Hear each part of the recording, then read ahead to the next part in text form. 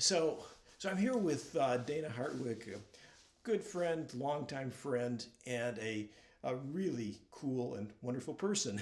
And she has a unique history as a flute and piccolo player for Motown Records. So, Dayna, well, first of all, how did you start playing the flute? Well, first of all, I was 7 years old. And this was approximately September after school began in the fall. And I struggled with it and struggled.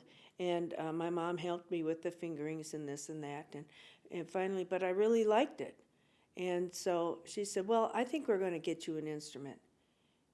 And I think it was because I struggled so much that when I got that new instrument, everything was like a breeze. And by December, I was playing a solo, no music, everything. And here I was still 7 years old.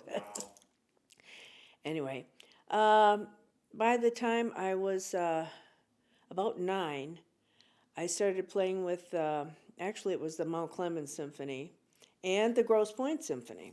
Wow. It turned out that my stepfather was the piccolo player with the Metropolitan Opera Company. He taught me in a few minutes, and I picked it up so fast that I had a total different sound within 1 week. And that's when I started, played one of the park bands. And Merle Alvey, who I mentioned, and he was the president of the musicians union at that time, he came up to me and he said, "Dayna, you're wanted at Motown tomorrow." And I said, "Is that the Motown?" And he said, "Yeah, well, again, I couldn't drive, so my dad brought me down there." And that was the first recording. And afterwards, my contractor, he came up to me and he said, "You know, we're very happy about what you did here, and it really sounds great." He said, "But you seem so adaptable to everything," and that's when I had my job. So, do you recall, was that a tune that was released? That was Reach Out, I'll Be There. That was your first. Yeah. And it turned out to be a great record, and that was the beginning for me. That is really fascinating. So one of the something that people probably wouldn't know is that uh, Motown did not pay residuals for the recordings, right? A lot of our names were, especially me, because I was the youngest there. Names were left off of the contracts. They were just starting with contracts, but it was $65 for 3 hours or less. So a little bit about how the recordings took place. Uh, was the rhythm section already done when you went in to do the woodwinds? Sometimes, but very often, a few of us played with the rhythm. Not in the same room, though. The rhythm and piano were in the main Hitsville Studio A. It's called the Snake Pit, right? Yeah. And it's the main room there, but it's not a real large room. But there are four little rooms off of there. And that's where if there were a couple woodwinds or sometimes even like trumpets with it, they were in a separate room, so nothing would bleed together. Right. And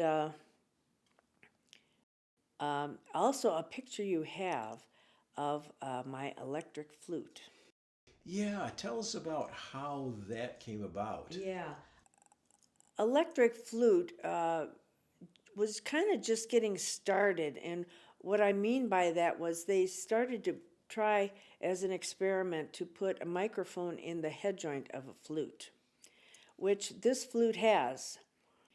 And I spotted this one gadget. It was called a Maestro unit. So I thought, wow, this is really something. I'm going to take this down to Motown and try it out. So it turns out right at the beginning, the first time I used it, it was for the Four Tops Walk Away Renee. And the Marvelettes did a song That's what heartaches are made of. And the interlude, again, I use my electric flute, but in a different way. I would punch some buttons and then continue on and punch some more. And it has a sound like, ooh, ooh. And I mean, the sounds would change, but what really would gel them all together was that Joe Messina worked with me in pressing the wah-wah pedal. Oh, so he had a wah pedal on your electric flute. Well, Dayna, thanks so much for sharing all this cool information with us, and I think it gives us a really cool idea of some of the things that were happening at that time, And there were a lot, there yes, was a yes, lot yes, going on. yes. So thanks so much. Sure. This has been great. Oh, anytime. This has been great for me too.